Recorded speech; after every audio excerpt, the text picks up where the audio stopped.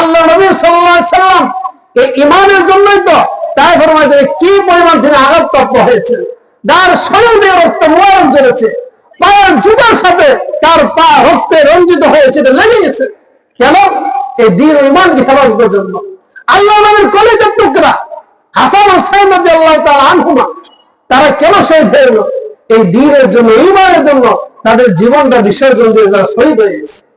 আমরা যদি ইতিহাস দেখি, এই ভারতবর্ষে প্রায় 800 বছর পর্যন্ত ইসলামের আলো ছিল।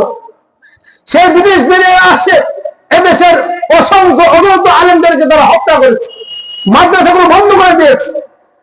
ইতিহাসের মধ্যে পাওয়া যায় গ্রান্টাং রোড থেকে শুরু করে দিল্লি পর্যন্ত রাস্তার ডানে বামে এমন কোন গাছ ছিল না যে গাছের মধ্যে এক একজন আলেমের লাশ জ্বলন্ত ছিল।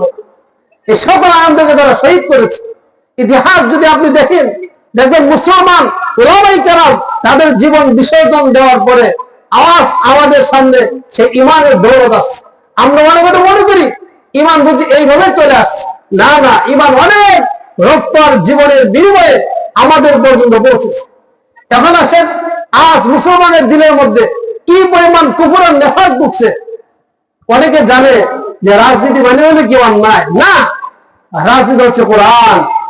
এই পৃথিবীর মানুষদেরকে আল্লাহ তাআলা শান্তি দেওয়ার জন্য, মানুষ যেন নিরাপদ থাকতে পারে, মানুষ যেন গুনাহ না করে, মানুষ যেন অন্যায় না করে, মানুষ যেন জুলুম না করে, সে জুলুম থেকে বাঁচার জন্য আল্লাহ তার হাবিবকে পাঠিয়েছেন, একটা কোরআন দিয়েছেন, যে কোরআন দিয়ে আল্লাহ নবী মদিনায় ইসলামী রাষ্ট্র কায়েম করেছেন। কিন্তু আমরা কি বলি? আমরা মুসলমান, কিন্তু আমরা আদর্শ মানি কাজ। আমরা কি মুসলমান আদর্শ মানি? অসম্ভব। আজ বিজাতীয় কৃষ্টি কালচার তাদের আদর্শ আমাদের ঘরে বাইরে রাস্তাঘাটে রাজনীতির ময়দানে বলেন, অর্থনীতির ময়দানে বলেন, সংসদ ভবন পর্যন্ত সব জায়গায় কি আছে? বিজাতির কৃষ্টি কালচার দিয়ে ভরপুর হয়ে আছে।